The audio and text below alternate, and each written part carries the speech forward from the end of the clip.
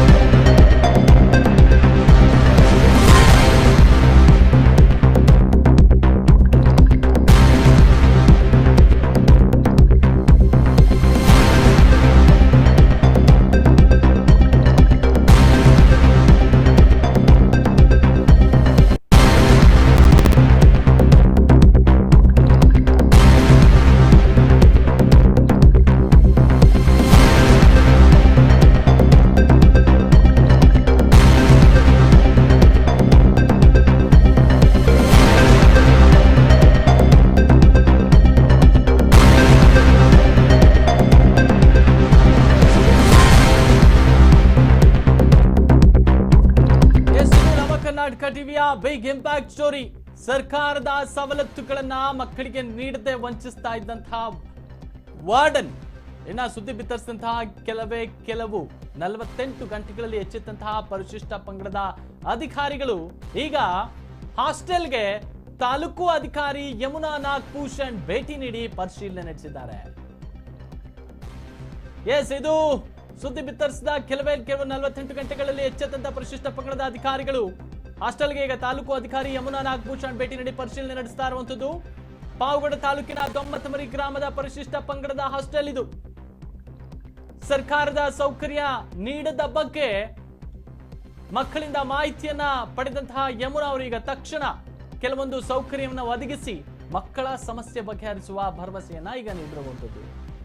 ಮುಂದೆ ಯಾವುದೇ ಸಮಸ್ಯೆಯನ್ನ ತನ್ನ ಗಮನಕ್ಕೆ ತರುವಂತೆ ಈಗ ಮಕ್ಕಳಿಗೆ ಸೂಚನೆಯನ್ನ ನೀಡಿದ್ದಾರೆ. ಇದು ನಮ್ಮ ಕರ್ನಾಟಕ ವಾಹಿನಿಯ ಬಿಗ್ ಇಂಪ್ಯಾಕ್ಟ್ ಫಲಶ್ರುತಿ. ಪರಿಶಿಷ್ಟ ಪಂಗಡ ವಿದ್ಯಾರ್ಥಿ ನಿಲಯದ ಮಕ್ಕಳಿಗೆ ಅಲ್ಲಿ ಮೂಲಭೂತ ಸೌಕರ್ಯ ವಂಚಿತ ಅಂತ ಹೇಳಿ ಸುದ್ದಿಯನ್ನ ಪ್ರಸಾರ ಮಾಡಿತ್ತು. ಈ ಸುದ್ದಿ ಪ್ರಸಾರ ಆಗ್ತಿದ್ದಂತೆ ಇಡೀ ಕರ್ನಾಟಕ ಒಂದು ರಾಜ್ಯಾದ್ಯಂತ ಪಾವಗಡದಲ್ಲಿ ಈ ರೀತಿಯಾದಂತಹ ಒಂದು ವಸತಿ ನಿಲಯ ಸಹ ಇದೆಯಾ ಅಂತ ಹೇಳಿ ಎಲ್ಲರೂ ಬಾಯಿ ಬಿಟ್ಟು ಬೆರಗಾಗುವಂತೆ ಮಾಡಿತ್ತು. ಅಂದ್ರೆ ನೋಡಿ, ಅಲ್ಲಿ ದೃಶ್ಯಾವಳಿಗಳು ನೋಡ್ತಾ ಇದ್ರಿ. ಇದು ಒಂದು ಬೆಡ್ ಇಲ್ಲ, ಹಾಸಿಗೆ ಇಲ್ಲ, ಬೆಡ್ಶೀಟ್ ಇಲ್ಲ ಒದ್ಕೊಳ್ಳೋಕೆ, ಆ ತರದ ಪರಿಸ್ಥಿತಿ. ಊಟ ಕೇಳಿದ್ರೆ ಊಟ ಕೊಡ್ತಾ ಇರ್ಲಿಲ್ಲ, ಚಾರ್ಜ್ ಮಾಡ್ತಾ ಇದ್ರು. ಅಂದ್ರೆ ನೈಟ್ ಎಲ್ಲ ಸರಿ ಹೊಡಿತಾ ಇದ್ರಂತೆ ಪಾಪ ಅವ್ರಿಗೆ, ಮಕ್ಕಳಿಗೆ. ಮತ್ತೆ ಹಾಗೆ ಏನಾದ್ರೂ ಒಳ್ಳೆ ಊಟ ಏನಾದ್ರು ಕೇಳಿದ್ರೆ ಬಡ್ತಾ ಬಡಿತಾ ಇದ್ರು. ಯಾವುದೇ ರೀತಿಯಾದಂತ ಒಂದು ಬುಕ್ಸ್ ಕೊಡ್ತಾ ಇರ್ಲಿಲ್ಲ, ಸಮಯಕ್ಕೆ ಸರಿಯಾಗಿ ಅವ್ರಿಗೆ ಬರೀಲಿಕ್ಕೆ ಪೆನ್ ಇಲ್ಲ, ಬುಕ್ ಇಲ್ಲ.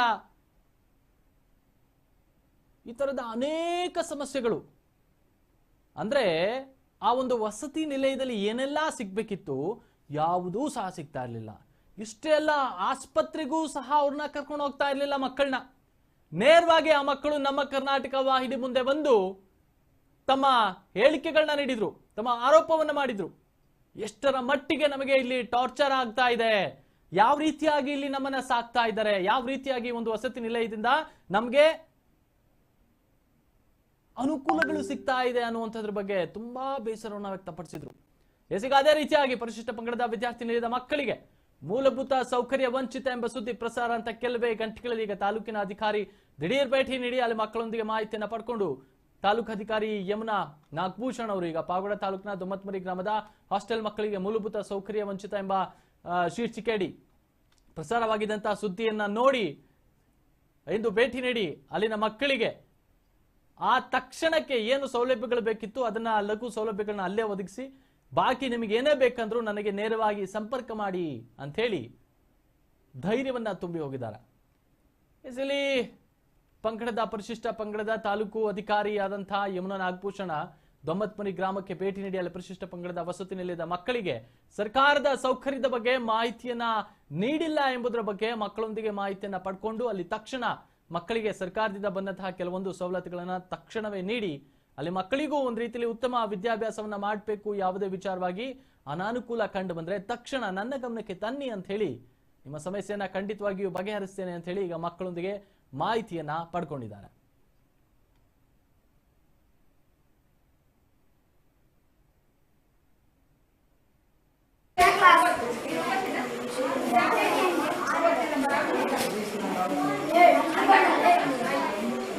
ಒಂದು ರೀತಿಯಲ್ಲಿ ಹೇಳೋದಾದ್ರೆ ಈ ಬಾರಿ ಸಾಕಷ್ಟು ವಸತಿ ನಿಲಯಗಳು ವಸತಿ ಶಾಲೆಗಳಿಗೆ ಅರ್ಜಿಗಳನ್ನ ಸಾಕಷ್ಟು ಮಂದಿ ಎಲ್ಲೆಡೆಯೂ ಸಹ ಇಡೀ ರಾಜ್ಯಾದ್ಯಂತ ಅರ್ಜಿಗಳನ್ನ ಆಹ್ವಾನ ಮಾಡಿ ಬಿಟ್ಟಿದ್ರು.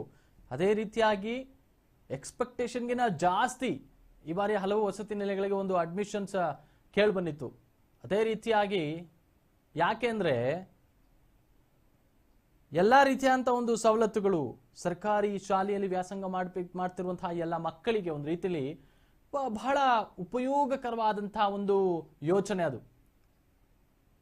ಏನು ದೇವರಾಜ ಅರಸು ಅವರ ಕಾಲದಿಂದಲೂ ಬಂದಂತಹ ಈ ಒಂದು ಇದನ್ನ ದೊಮ್ಮತ್ಮರಿ ಈ ಒಂದು ವಿಚಾರವಾಗಿ ನೋಡೋದಾದ್ರೆ ನೋಡಿ, ಇದು ಈಗಿರುವಂತಹ ಗೃಹ ಸಚಿವರು ಡಾಕ್ಟರ್ ಜಿ ಪರಮೇಶ್ವರ್ 2002ರಲ್ಲಿ KN ರಾಜಣ್ಣನವರು ಆ ಸಂದರ್ಭದಲ್ಲಿ ವಿಧಾನ ಪರಿಷತ್ ಸದಸ್ಯರಾಗಿರ್ತಾರೆ. ಅವರು ಮತ್ತೆ ಆಮೇಲೆ ಗೃಹ ಸಚಿವ ಡಾಕ್ಟರ್ ಜಿ ಪರಮೇಶ್ವರ್ ಈಗಿರುವಂಥವ್ರು ಆಗ ಅವರು ಕಂದಾಯ ಸಚಿವರಾಗಿದ್ರು. 2002ರಲ್ಲಿ ಈ ಒಂದು ವಸತಿ ಶಾಲೆ ಉದ್ಘಾಟನೆಗೊಂಡಿತ್ತು ದೊಮ್ಮತ್ಮರಿಯಲ್ಲಿ ಪಾವಗಡದಲ್ಲಿ. ಅಂತಹ ಒಂದು ವಸತಿ ಶಾಲೆಗೆ ಇಂತಹ ಪರಿಸ್ಥಿತಿ ಇಷ್ಟು ವರ್ಷಗಳ ನಂತರ, ಸುಮಾರು 20-22 ವರ್ಷಗಳ ನಂತರ ಇದೇ ರೀತಿಯಾಗಿ ಇನ್ನೂ ಹಾಗಾದ್ರೆ ಹಿಂದೆ ಇಷ್ಟೆಲ್ಲ ಇರಲಿಲ್ಲ. ಆಗೆಲ್ಲ ಮಾಧ್ಯಮದವರು ಒಂದು ರೀತಿಯಲ್ಲಿ ಇತ್ತ ಬರ್ಬೇಕಂದ್ರೂ ಬಹಳ ದೂರ ಆಗೋದು ಅಂತ ಹೇಳಿ ಎಷ್ಟೋ ಮಂದಿ ಹೋಗ್ತಾನೂ ಇರ್ತಿರ್ಲಿಲ್ಲ. ಯಾಕಂದ್ರೆ ಆ ಸಮಯದಲ್ಲಿ ಇನ್ನೂ ಎಲ್ಲ ಬರೀ ಸೈಕಲ್ ಮತ್ತೆ ಹಾಗೆ ಈ ರೀತಿಯಾಗಿ ಒಂದು ಟ್ರಾನ್ಸ್ಪೋರ್ಟ್ ಅಚ್ಚುಕಟ್ಟಾದಂತ ಒಂದು ಹೋಗುವಂತ ವಾಹನಗಳ ಚಲಾವಣೆಯೂ ಸಹ ಇರಲಿಲ್ಲ ಆ ಸಂದರ್ಭದಲ್ಲಿ, ಸುಮಾರು ಒಂದು 10 ವರ್ಷಗಳ ಹಿಂದೆ. ಆ ಸಂದರ್ಭದಲ್ಲಿ ಇನ್ನೆಷ್ಟು ಕಷ್ಟಗಳನ್ನ ಅನುಭವಿಸಿದ್ರು ಅಲ್ಲಿನ ಮಕ್ಕಳು ಗೊತ್ತಿಲ್ಲ ಪಾಪ. ಈಗ ನಮ್ಮ ಕರ್ನಾಟಕ ವಾಹಿನಿಯ ಪ್ರತಿನಿಧಿ ಇಮ್ರಾನ್ ಈ ಒಂದು ಸ್ಥಳಕ್ಕೆ ಭೇಟಿ ನೀಡ್ತಾರೆ. ಭೇಟಿ ನೀಡಿ ಅಲ್ಲಿನ ಒಬ್ಬ ಮಕ್ಕಳ ಒಂದು ಆರೋಪಿನ ಮೇಲೆ ನೇರವಾಗಿ ಅಲ್ಲಿಗೆ ಬರ್ತಾರೆ. ಆಗ ಒಂದು ಇಡೀ ಅಲ್ಲಿ ವಸತಿ ಶಾಲೆಯಲ್ಲಿ ಇದ್ದಂತಹ ಎಲ್ಲ ಮಕ್ಕಳು ಒಟ್ಟಿಗೆ ಸೇರಿ ತಮ್ಮ ತಮ್ಮ ಒಂದು ಕಷ್ಟಗಳನ್ನ ಅಲ್ಲಿ ಹೇಳ್ಕೊಳ್ತಾರೆ. ಅಂದ್ರೆ ಎಷ್ಟರ ಮಟ್ಟಿಗೆ ನಮಗೆ ಇಲ್ಲಿ ಸೌಲಭ್ಯ ಸಿಗ್ತಾ ಇದೆ ಅನ್ನೋದ್ರ ಬಗ್ಗೆ ಒಬ್ಬೊಬ್ಬರಾಗಿ ಕಾಂಪಿಟೇಷನ್ ಮೇಲೆ ಹೇಳ್ತಾರೆ. ಈಗ ಅದಕ್ಕೆ ಎಚ್ಚೆತ್ತಂತಹ ಅಲ್ಲಿನ ಪರಿಶಿಷ್ಟ ಪಂಗಡಗಳ ಅಧಿಕಾರಿ ಈಗ ದಿಢೀರನೆ ಅಲ್ಲಿ ಭೇಟಿ ನೀಡಿ ಮಕ್ಕಳೊಂದಿಗೆ ಮಾತನಾಡಿ, ನಿಮಗೆ ಏನೇ ಕಷ್ಟ ಇದ್ರು ಈ ಒಂದು ಸಮಸ್ಯೆಗಳನ್ನ ಬಗೆಹರಿಸಲಿಕ್ಕೆ ನಾನು ಸದಾ ಸಿದ್ಧಲಿರ್ತೇನೆ, ಏನೇ ತೊಂದರೆ ಇದ್ರು ನಿಮ್ಗೇನೇ ಪರಿಹಾರ ಬೇಕಂದ್ರೂ ನೇರವಾಗಿ ನನ್ನನ್ನು ಸಂಪರ್ಕ ಮಾಡಿ ಅಂತ ಹೇಳಿ ಅಲ್ಲಿ ಹೋಗಿ ಸದ್ಯ ಅಲ್ಲಿ ಲಭ್ಯವಿದ್ದಂತಹ ಹಲವಾರು ಒಂದು ಏನು ಸರ್ಕಾರಿ ಸವಲತ್ತುಗಳನ್ನ ತಕ್ಷಣವೇ ಅಲ್ಲಿಯೂ ಸಹ ಒಂದು ರೀತಿಯಲ್ಲಿ ಮಾಡಿರುವಂಥದ್ದು, ಮಕ್ಕಳಿಗೆ ಎಲ್ಲ ರೀತಿಯಂಥ ಒಂದು ಉಪಯೋಗಗಳನ್ನ ಮಾಡಿಕೊಟ್ಟಿರುವಂಥದ್ದು. ಒಟ್ಟಿನಲ್ಲಿ ಹೇಳೋದಾದ್ರೆ ಈ ಒಂದು ವಿಚಾರವಾಗಿ ಕೇವಲ ಇದೊಂದೇ ಅಲ್ಲ, ವಸತಿ ಶಾಲೆಗಳಲ್ಲಿ ಎಲ್ಲ ವಸತಿ ಶಾಲೆಗಳಲ್ಲಿಯೂ ಇದೇ ರೀತಿಯಂತ ಸಮಸ್ಯೆ ಇದೆ ಅಂತ ಹೇಳೋಕ್ಕಾಗಲ್ಲ. ಯಾಕಂದ್ರೆ ಕೆಲವೊಂದು ಕಡೆ ಅಲ್ಲಿ ಅವರು ತಮ್ಮ ಮಕ್ಕಳು ಅಂತ ಹೇಳಿ ಭಾವಿಸಿ ಎಷ್ಟೋ ಜನ ಅಚ್ಚುಕಟ್ಟಾಗಿ ಒಂದು ಸುಸಜ್ಜಿತವಾದಂಥ ಅಂದ್ರೆ ಸ್ವಚ್ಛತೆಯನ್ನ ಕಾಪಾಡಿಕೊಂಡು ಎಲ್ಲಾ ರೀತಿಯಂತ ಒಂದು ಸೇವೆಗಳನ್ನ ಮಾಡ್ತಾ ಬರ್ತಾ ಇದ್ದಾರೆ ಈಗಲೂ ಸಹ.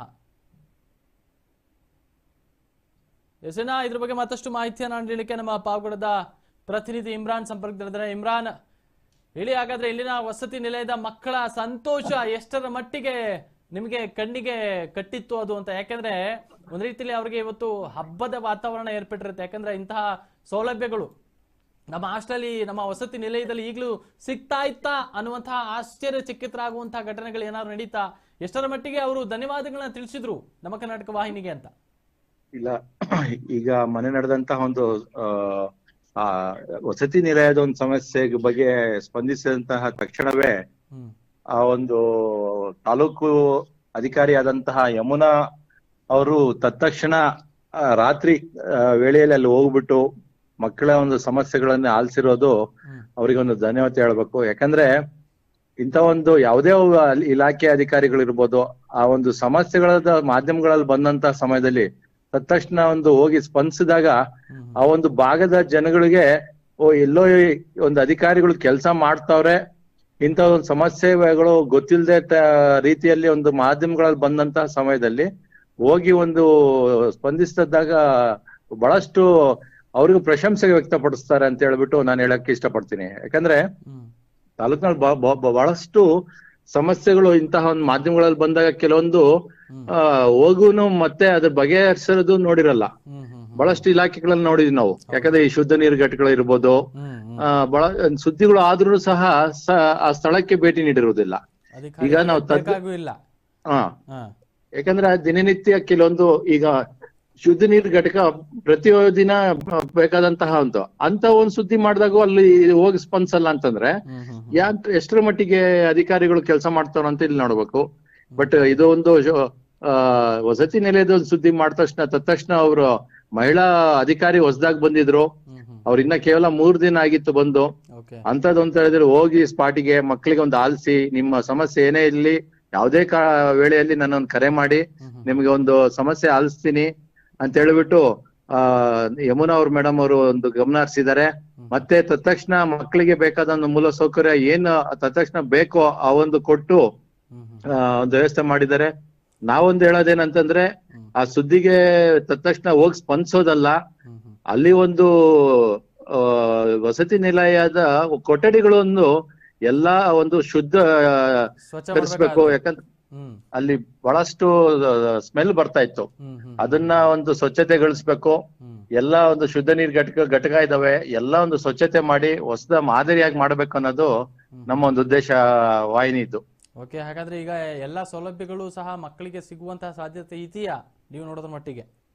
ಅಲ್ಲ, ಈಗ ಅದೇ ನಾನು ಹೇಳೋದೇನಂದ್ರೆ ಸುದ್ದಿ ಮಾಡಿದೀವಿ ತಕ್ಷಣ ಸ್ಪಂದಿಸಿದೀವಿ ಅನ್ನೋದ್ರೆ ಅದು ಒಂದು ವಿಚಾರ. ಆದ್ರೆ ಇದೇ ರೀತಿ ಆ ವಾರಕ್ಕೊಮ್ಮೆ ಒಂದ್ಸತಿ ತಾಲೂಕಾಧಿಕಾರಿಗಳು ಭೇಟಿ ನೀಡಿ ತಮ್ಮ ಒಂದು ವ್ಯಾಪ್ತಿಗೆ ಬರುವಂತಹ ವಸತಿ ನಿಲಯಕ್ಕೆ ಭೇಟಿ ನೀಡಬೇಕು. ಬಟ್ ಇದು ಅನ್ಎಕ್ಸ್ಪೆಕ್ಟೆಡ್ ಹೋಗ್ಬೇಕು, ಮಾಹಿತಿ ತಿಳಿಸಿ ಹೋಗೋದಂತದ್ದಲ್ಲ. ಅಲ್ಲಿನ ವಾರ್ಡನ್ಗಳು ಮಾಹಿತಿ ತಿಳಿಸದೆ ಒಂದು ವಸತಿ ನಿಲಯಕ್ಕೆ ಹೋಗ್ಬೇಕು, ಒಂದು ವೀಕ್ಷಣೆ ಮಾಡ್ಬೇಕು, ಮಕ್ಕಳಿಗೆ ಸರ್ಕಾರದಿಂದ ಬರುವಂತಹ ಮೂಲಭೂತ ಸೌಕರ್ಯ ಕೊಡ್ತಾ ಇದಾರ ಇಲ್ವ ಅಂತ ಗಮನ ಹರಿಸ್ಬೇಕು. ಆಗ್ಲೇ ಒಂದು ವಸತಿ ನಿಲಯಗಳಿಗೆ ಒಂದು ಸರ್ಕಾರ ನೀಡುವಂತಹ ಯೋಜನೆಗಳು ನೀಡುವಂತಾಗುತ್ತೆ ಅಂತ ಹೇಳ್ಬಿಟ್ಟು ನನ್ನ ಒಂದು ಪ್ರಶ್ನೆ ಆಗಿದೆ. ಕಿರಣ್, ಓಕೆ, ತಮ್ಮ ಮಾಹಿತಿಗಾಗಿ ಧನ್ಯವಾದಗಳು ಇಮ್ರಾನ್. ಎಸ್, ಒಟ್ಟಿನಲ್ಲಿ ಹೇಳೋದಾದ್ರೆ ಈ ಒಂದು ವಸತಿ ಶಾಲೆಗಳಿಗೆ ಸರ್ಕಾರದಿಂದ ಹಲವಾರು ಸೌಲಭ್ಯಗಳನ್ನ ಮಕ್ಕಳಿಗಾಗಿ ಕಲ್ಪಿಸಿಕೊಡ್ತಾರೆ. ಆದರೆ ಕೆಲವೊಂದು ಕಡೆ ಈಗಲೂ ಸಹ ಎಷ್ಟೋ ಜನ ಕಣ್ಣಿಗೆ ಕಾಣದಂತೆ ಏನು ತಿಂಗಳಿಗೆ ಒಂದು ರೇಷನ್ ಏನು ಬರ್ತದೆ ಅದರಲ್ಲಿ ಎಷ್ಟೋ ಮಂದಿ ಅರ್ಧಕ್ಕರ್ಧ ಮಾರ್ಕೊಳ್ಳುವಂತಹ ಪ್ರಸಂಗಗಳು ಸಹ ಎದುರಾಗಿದ್ದಾವೆ. ಅದನ್ನು ಸಹ ನಾವು ನಿಮ್ಮ ಮುಂದೆ ಈಗಾಗಲೇ ಸಾಕಷ್ಟು ಬಾರಿ ಬಿತ್ತರಿಸಿದ್ದೀವಿ ಸುದ್ದಿಗಳನ್ನ. ಆದರೆ ಒಂದು ವಿಚಾರ, ಅಂತಹ ಅಲ್ಲಿ ವಸತಿ ನಿಲಯಗಳಿಗೆ ಸ್ವತಃ ನಿಮ್ಮ ಮಕ್ಕಳನ್ನೇ ಏನಾದರೂ ಅಲ್ಲಿ ಸೇರಿಸುವಂತಹ ಪ್ರಸಂಗ ಎದುರಾಗಿದ್ದಿದ್ರೆ ನೀವೇ ಊಹಿಸ್ಕೊಳ್ಳಿ, ನಿಮ್ಮ ಮಕ್ಕಳು ಎಷ್ಟರ ಮಟ್ಟಿಗೆ ಅಲ್ಲಿ ಕಷ್ಟವನ್ನ ಪಡ್ಬೋದು.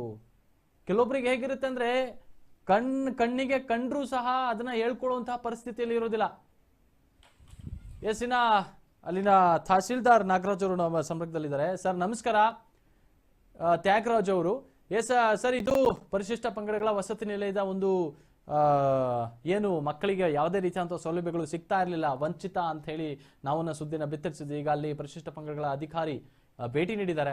ಸರ್, ಇದು ಒಂದ್ ರೀತಿಯಲ್ಲಿ ಪರಿಶಿಷ್ಟ ಪಂಗಡಗಳ ಒಂದು ವಸತಿ ನಿಲಯಕ್ಕೆ ಇಷ್ಟು ವರ್ಷಗಳಾದ್ರೂ, ಯಾಕಂದ್ರೆ ಅದು 2002ರಲ್ಲಿ ಈ ಒಂದು ಉದ್ಘಾಟನೆಗೊಂಡಿರುತ್ತೆ ದೊಮ್ಮತ್ಮರಿಯ ಒಂದು ವಸತಿ ನಿಲಯ, ವಸತಿ ಶಾಲೆ. ಆದ್ರೂ ಸಹ ಇಲ್ಲಿ ಈಗ ಇದು ಬೆಳಕಿಗೆ ಬಂದಿರುವಂತದ್ದು. ಹಾಗಾದ್ರೆ ಹಿಂದೆ ಕಳೆದ ಬಾರಿಯೂ ಇದೇ ರೀತಿಯಾಗಿ ಆಗಿತ್ತಾ? ನಿಮ್ಗೆ ಏನಾದ್ರೂ ಇದ್ರ ಬಗ್ಗೆ ಬೆಳಕಿಗೆ ಬಂದಿತ್ತಾ ಹೇಗೆ ಅಂತ? ಹಲೋ ಸರ್, ನಮ್ಮ ಧ್ವನಿ ಕೇಳಿಸ್ತಾ ಇದೆಯಾ? Hello sir. Hello Thyagaraj sir, ನಮ್ಮ ಧ್ವನಿ ಕೇಳಿಸ್ತಾ ಇದೆಯಾ? ನಮಸ್ತೆ ಸರ್, ಕೇಳಿಸ್ತಾ ಇದೆ. ಸರ್, ಇದು ವಸತಿ ನಿಲಯದ ಈ ಒಂದು ಸಮಸ್ಯೆಗಳಿಗೆ ಆಲಿಸಿ ಈಗ ಅಲ್ಲಿ ಅಧಿಕಾರಿಗಳು ಭೇಟಿ ನೀಡಿದ್ದಾರೆ. ಮುಂದಿನ ಹಾಗಾದ್ರೆ ಏನೆಲ್ಲ ಸೌಲಭ್ಯಗಳನ್ನ ಕಲ್ಪಿಸ್ತೀರಿ ಹಾಗಾದ್ರೆ ಮಕ್ಕಳಿಗೆ ಅಲ್ಲಿ ಅಂತ? ಈಗ ಅಲ್ಲಿ ನಮಗೆ ಒಂದ್ ಮಕ್ಕಳಿಗೆ ಡೈನಿಂಗ್ ಆಗಿ ಸಂಬಂಧಪಟ್ಟಾಗೆ ಅಲ್ಲಿ ನಮ್ಗೆ ಅವ್ರ ಮಕ್ಳು ಏನ್ ಕೇಳಿದ್ರು, ಸ್ವಲ್ಪ ಮಾನಿಟರಿಂಗ್ ಗೆ ನಮಗೆ ಸ್ವಲ್ಪ ಅವಕಾಶ ಮಾಡ್ಕೊಡಿ, ಯಾಕೆಂದ್ರೆ ಅಲ್ಲಿನ ಅಡಿಗೆಯವರು ಕಡಿಮೆ ಬಡಿಸ್ತಿದಾರೆ ಅಂತ ಹೇಳಿ ಒಂದು ಹೇಳಿದ್ರು. ಹಾಗಾಗಿ ಇಬ್ಬರನ್ನ ಮಕ್ಕಳಿಗೆ ನಾವು ಮಾನಿಟರ್ ಮಾಡೋದಕ್ಕೆ 15 days ಬೇಸ್ ಮೇಲೆ ಇಬ್ಬಿಬ್ರು ಮಕ್ಕಳಿಗೆ ಮಾಡೋದಕ್ಕೆ ಅವ್ರು ಡೈರೆಕ್ಷನ್ ಕೊಟ್ಟು ಬಂದಿದ್ವಿ. ಅದೇ ರೀತಿ ಇಬ್ರನ್ನ ನಿನ್ನೆ ನಾನು ವಿಸಿಟ್ ಮಾಡಿದಾಗ ಇಬ್ರು ಅಡಿಗೆ ಮನೆಗೆ ಸಂಬಂಧಪಟ್ಟಾಗೆ ಊಟ ಬಡಿಸೋ ಟೈಮಲ್ಲಿ, ನಂತರ ಸ್ಪೋರ್ಟ್ಸ್ಗೆ ಒಬ್ಬ ಲೀಡರ್ನ ಮಾಡ್ಕೊಟ್ಟು ಬಂದಿದ್ವಿ. ಓಕೆ, ಅಂದ್ರೆ ಅಲ್ಲಿ ಮಕ್ಕಳಲ್ಲೇ ನೀವು ಒಬ್ಬ ಉಸ್ತುವಾರಿ ಅಂತ ಹೇಳಿ ಒಬ್ಬರನ್ನ ನೇಮಿಸಿ ಬಂದಿದ್ದೀರಿ? ಹೌದು, ಅವ್ರು ಉಸ್ತುವಾರಿ, ಅವ್ರ ಮಕ್ಕಳು ಎಲ್ಲ ಒಟ್ಟೆ ಟೈಮ್ ಒಂದೇ ಸಲ ಊಟದ ಟೈಮಿಗೆ ಏನಿರುತ್ತೆ ಎಲ್ಲರೂ ಅಲ್ಲಿ ಹಾಜರಿರ್ತಾರಲ್ಲ, ಆ ಟೈಮಲ್ಲಿ ಮಕ್ಕಳು ಕೆಲವೊಂದು ಟೈಮಿಗೆ ಚಿಕನ್ ಕೊಟ್ಟಾಗ ನಮಗೆ ಕಮ್ಮಿ ಬರುತ್ತೆ ಅನ್ನೋ ಕ್ವಾಂಟಿಟಿ ಅವ್ರ ಮನಸ್ಸಲ್ಲಿ ಇತ್ತು. ಅವರು ಅಡ್ಗೆ ಬಡಿಸೋರು ಕಡಿಮೆ ಆಗ್ತಾರೆ ಅಂತ ಹೇಳ್ತಿದ್ರು. ಹಾಗಾಗಿ 9th standard ಮಕ್ಕಳು ಏನಿದ್ದಾರೆ ನಮ್ಮಲ್ಲಿ ಪ್ರೀ ಮೆಟ್ರಿಕ್, ಆ ಮಕ್ಕಳು SLC ಮಕ್ಕಳು ಕೊಡ್ಬೋದಿತ್ತು. ಅವರು ಇವಾಗ ಕ್ಲಾಸಸ್ ಪ್ರೆಷರ್ ಇರ್ತಾರೆ ಅಂತ ಹೇಳಿ 9th standard ಮಕ್ಕಳಿಗೆ ಇಬ್ರನ್ನ ಲೀಡರ್ 15 days ಬೇಸ್ ಮೇಲೆ ಇಬ್ಬಿಬ್ರನ್ನ ಅಲರ್ಟ್ ಮಾಡೋದಕ್ಕೆ ಪ್ರಾವಿಷನ್ ಮಾಡ್ಕೊಟ್ಟು ಬಂದಿದೀವಿ. ಮಕ್ಕಳು ಖುಷಿಯಿಂದ ಅದನ್ನ ಆಕ್ಸೆಪ್ಟ್ ಮಾಡಿದ್ದಾರೆ. ಇನ್ಮೇಲೆ ನಾವೇ ನೋಡ್ಕೊಂತೀವಿ ಸರ್, ನಮಗೇನು ತೊಂದರೆ ಇಲ್ಲ ಅಂತ ತಿಳಿಸಿದ್ದಾರೆ. ಅದೇ ರೀತಿ ಸ್ಪೋರ್ಟ್ಸ್ ವಿಚಾರವಾಗಿ ಸ್ಪೋರ್ಟ್ಸ್ ಐಟಮ್ ಇದ್ರು ಆಡ್ಲಿಕ್ಕೆ ನಮಗೆ ಟೈಮ್ ಸಾಕಾಗಲ್ಲ. ಆ ಟೈಮಲ್ಲಿ ಒಂದೇ ಆಟ ಎಲ್ರು ಮಕ್ಳು ಆಡಕ್ಕಾಗಲ್ಲ ಅಂದಾಗ ಅದೇ ಮಕ್ಕಳಲ್ಲಿ ಒಬ್ರು ಲೀಡರ್ ಮಾಡಿ ಡಿವೈಡ್ ಮಾಡ್ಕೊಂಡು ಅವ್ರು ಏನು ಗೇಮ್ಸ್ ಆಡ್ತಾರೋ ಅದಕ್ಕೆ ಐಟಮ್ಸ್ ತಗೊಳ್ಳೋದಕ್ಕೆ ಪ್ರಾವಿಷನ್ ಮಾಡ್ಕೊಟ್ಟಿವಿ ಸರ್. ಅಂದ್ರೆ ಅಲ್ಲಿ ಇವಾಗ ಮಕ್ಕಳಿಗೆ ಮಲ್ಕೊಳ್ಳೋ ಟೈಮಲ್ಲಿ ಅಲ್ಲಿ ಬೆಡ್ಶೀಟ್ ಮತ್ತೆ ದಿಂಬನ್ನ ಸರಿಯಾಗಿ ಕೊಟ್ಟಿಲ್ಲ, ಎಲ್ಲರೂ ಸಹ ಅದು ಹೊಸದಾಗಿ ಈಗ ಜಾಯಿನ್ ಆಗ್ತಾ ಇದಾರೆ 6ನೇ ತರಗತಿ ಮಕ್ಕಳು.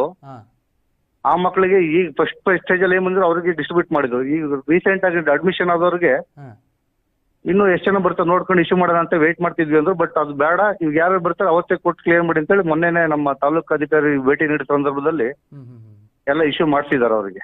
ಮಕ್ಕಳು ಬೆಡ್ಶೀಟ್ ಸೊಳ್ಳೆ ಪರದೆಗಾಗ್ಲಿ ಅದು ಈಗ ಸಮಸ್ಯೆ ಇಲ್ಲ, ನಮ್ಮಲ್ಲಿ ಸ್ಟಾಕು ಇದೆ, ಏನ್ ತೊಂದರೆ ಇಲ್ಲ.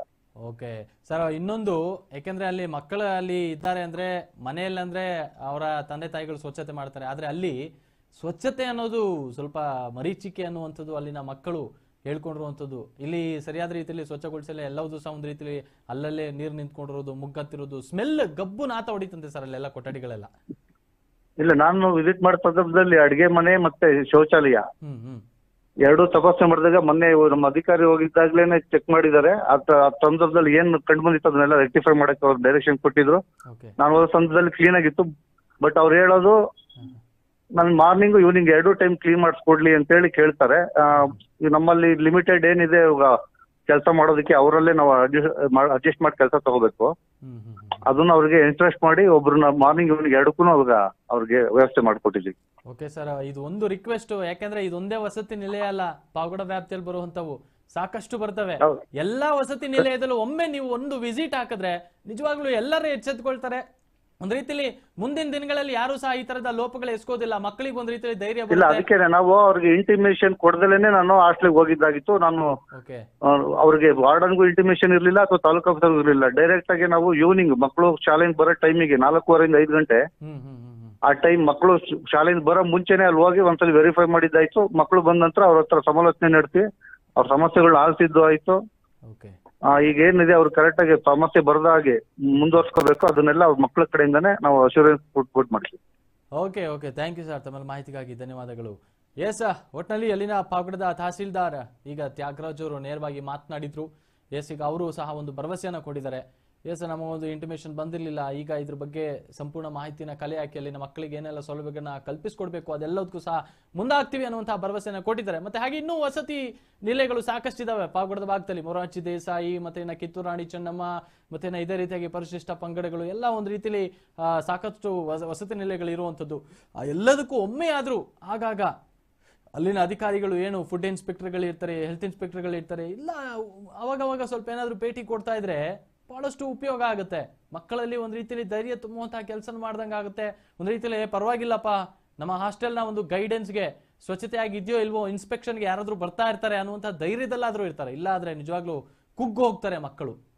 ಅಂತ ಮಕ್ಕಳು ಸರ್ಕಾರಿ ಶಾಲೆಯ ಮಕ್ಕಳೇ ಇವತ್ತೆಲ್ಲ IAS IPS ದೊಡ್ಡ ದೊಡ್ಡ ಹುದ್ದೆಗಳನ್ನ ಅಲಂಕರಿಸಿರುವಂಥವ್ರು.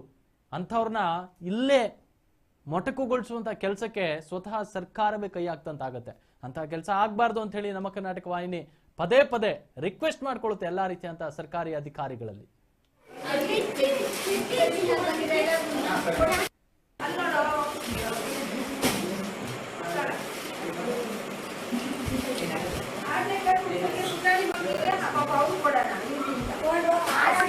Sister